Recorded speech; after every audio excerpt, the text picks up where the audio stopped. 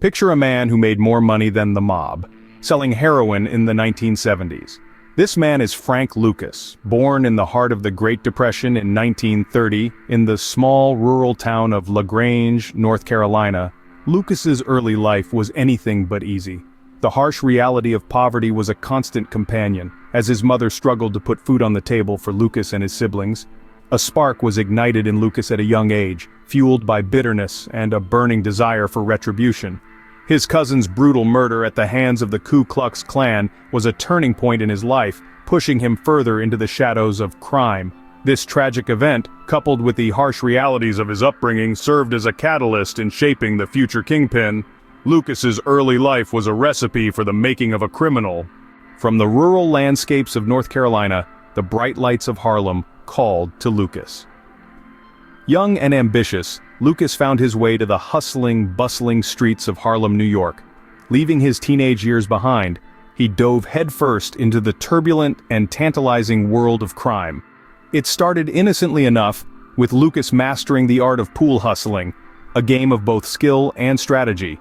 But the allure of greater power and wealth was irresistible. Lucas soon found himself moving into more dangerous territory, drug trafficking. Under the tutelage of the infamous Bumpy Johnson, a figure both feared and respected in Harlem's underworld, Lucas learned the ins and outs of the heroin trade. Johnson's wisdom and experience proved invaluable, shaping Lucas into the formidable kingpin he would become. New York City, the place where Lucas would make his mark and his fortune. From humble beginnings to the head of a criminal empire, this was where Lucas's legend was born. Lucas, now a seasoned criminal, had a revelation that would change the face of the drug trade. What was this revelation? Well, it was as audacious as it was ingenious. Frank Lucas, a name that would soon become synonymous with the underworld of narcotics, realized that he could bypass the established Italian mafia who, until then, had a stranglehold on the heroin trade. How?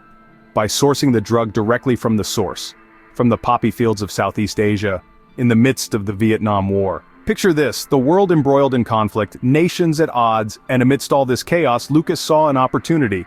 He established connections in Southeast Asia, securing a direct line to the purest form of the drug.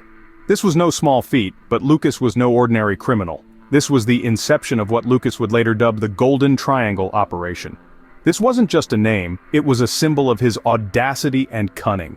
He utilized military planes to smuggle the drugs right under the noses of the authorities. But Lucas didn't just stop at smuggling, he created a brand, a lethal brand, but a brand nonetheless. He named his product Blue Magic.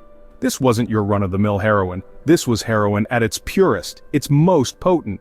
It was, in the twisted world of narcotics, a luxury product. Lucas's innovation didn't just break the monopoly of the Italian mafia, it shattered it. His direct sourcing and smuggling methods flooded the streets of America with blue magic. It was a dark time, a time when one man's criminal ingenuity led to a surge in addiction and crime. With this ingenious method, Lucas became one of the biggest heroin dealers in America. He wasn't just a kingpin, he was the kingpin. The man who changed the face of the drug trade with his audacity, his cunning, and his blue magic. As with most empires built on vice and corruption, Lucas's reign was not to last. The decadence and excess of Frank Lucas's life as a drug lord began to draw the spotlight. His flamboyant lifestyle, characterized by opulent parties, high-end cars, and flashy clothes, was a beacon to those who sought to bring him down. In the heart of this pursuit was Detective Richie Roberts, a man committed to upholding the law and unmasking the criminal underbelly of New York. Roberts, with a keen eye and a relentless determination, began to piece together the puzzle of Lucas's empire. He was like a hound on the scent, tirelessly tracking his prey, and his focus was squarely on Frank Lucas. As Roberts closed in, the walls of Lucas's empire began to crumble. In January of 1975, the inevitable happened. Lucas was arrested. His empire, once thought to be impervious, was promptly dismantled. His assets, the fruits of his illicit trade, were seized. But Lucas, ever the survivalist, found a way to pivot. He turned informant. In exchange for a reduced sentence, he helped the authorities in their fight against drugs. He provided information that led to the arrest and conviction of numerous police officers, drug dealers, and other key players in the narcotics trade. The repercussions were far-reaching, shaking the very foundations of law enforcement and the drug trade in New York. Lucas's cooperation led to the exposure of widespread corruption, the arrest of dirty cops, and the dismantling of other drug operations. However, the cost to Lucas was immense. His reputation, his power, his wealth, all were swept away. He was no longer the kingpin of the underworld, he was just Frank Lucas. A man who had risen to the top only to be brought down by his own hubris and the unyielding pursuit of justice by Richie Roberts. The kingpin had fallen, his empire reduced to ashes. The story of Frank Lucas serves as a stark reminder. No matter how high one might rise through illicit means, the fall is inevitable and often far greater than the ascent. Frank Lucas, once a feared and powerful figure, was now just another number in the prison system. The man who once held sway over a vast drug empire was now confined within the cold, rigid walls of a prison cell. His reign as a kingpin had come to an abrupt end. Lucas was handed down a sentence that seemed almost as vast as his empire had once been. 70 long years. Yet, the man who had once ruled the streets with an iron fist found a way to navigate the labyrinthine corridors of the justice system. In a move that surprised many, Lucas decided to cooperate with the authorities.